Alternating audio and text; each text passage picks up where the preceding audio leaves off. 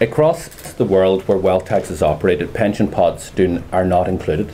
It's standard that pension pots are not included, and the debate in relation to the wealth tax is one that we want to push ahead with. We're writing legislation. We aim to have that legislation published before the budget. And you can see that across Europe and across the world that countries are beginning to introduce wealth tax. For example, we know that Norway, Iceland, Sweden are operating wealth tax. They're just some of the OECD countries. France is a long-standing country that's operated wealth tax, and the new president has strengthened the wealth tax there, aiming to double the income in relation to the wealth tax. Spain has just reintroduced a wealth tax.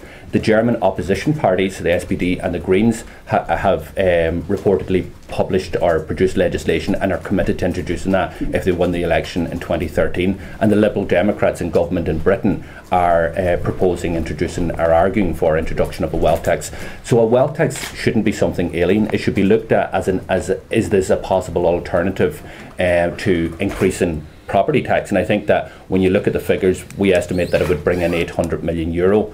The government are going to introduce legislation on budget day that is aimed at bringing in €500 million on basically your family home. We believe that is wrong. We believe that's indiscriminate. It doesn't take into account of people that are in mortgage distress or have huge debts, or it doesn't take into account the ability for people to pay the charges that will be levied on them. So this is a very much a proposal that can be an alternative to a property tax, and one indeed that the Labour Party and indeed some members of the Labour Party still argue that a wealth tax should be introduced. So it's something that we want to see that debate opened up on and pushed ahead with.